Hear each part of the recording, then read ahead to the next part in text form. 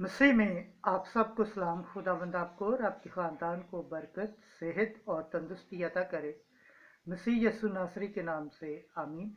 हमारे लिए आज की तिलावत जामे की किताब 11 बाब 9वीं आयत से 12 बाब की 8वीं आयत तक। अपनी जवानी के दिनों में अपने खालिक को याद कर, बेशतर इसके के खाक खाक से जा मिले और रूह खुदा की तरफ लौट जाए। खुदा बाप, बेटे और रूह कुदस के नाम से आमीन। जामे का कहना है, ए जवान अपनी जवानी में खुश हो और तेरा दिल आलम शहदाब के दिनों में मसरूर रहे, और तू अपने दिल की राहों में और अपनी आंखों की निगाह में चल। लेकिन जान रख के इन सब के लिए खुदा तुझको अदालत में लाएगा। बस अपने दिल से गम को दूर कर और अपने जिस्म से बदी को निकाल डाल, क्योंकि लड़कपन और नौजवानी दोनों बातिल हैं। अपनी जवानी के दिनों में अपने खालिक को याद कर, बेशतर इससे कि बुरे अयाम आ जाएं और वो बरस नज़दीक पहुँचे जिनमें तू कहेगा कि इनमें मेरे लिए कुछ खुशी नहीं। बेशतर इससे कि सूरज और रोशनी और चांद और सितारगान तारीक हो जाए और बारिश के बाद बादल वापस चले जाए। जिस दिन के घर के मुहाफ़िज़ थरथराने लगेंगे और दिलेर मर्द कुबड़ा हो जाएगा और पीसने वालियाँ कमी के बहस सुस्त हो जाएंगी और खिड़कियों से झांकने वाले तारीक हो जाएंगे और कूचे पर दोनों को आड़ बंद किए जाएंगे और चक्की की आवाज़ धीमी पड़ेगी और चिड़िया की आवाज़ से आदमी उठ खड़ा होगा और नगमा की सब बेटियां खामोश हो जाएंगी और वो बुलंदी से डरेगा और राह में खौफ खाएगा और बादाम का दरख्त फूलेगा और टिड्डी भारी हो जाएगी और कुब्बर का छिलका फट जाएगा और इंसान अपने अबदी घर को चला जाएगा और मातम करने वाले कूचों में फिरेंगे। बेशतर इसके कि चांदी की रस्सी खोली जाएगी और सोने की कटोरी तोड़ी जाएगी और चिड़िया चश्मे पर फोड़ी जाए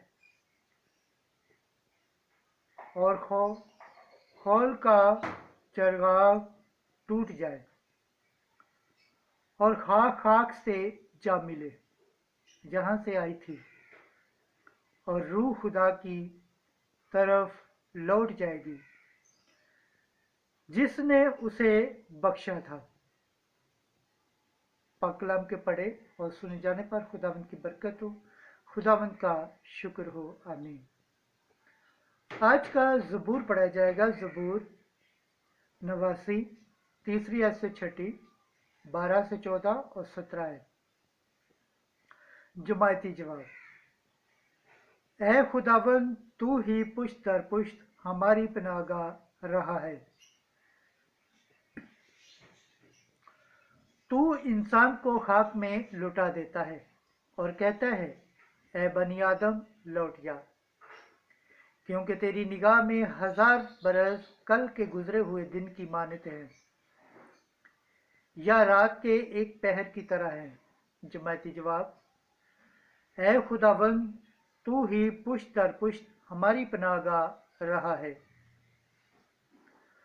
तू इंसानों को गरूब करता है, वो गोया फजर की घास बन जाते हैं।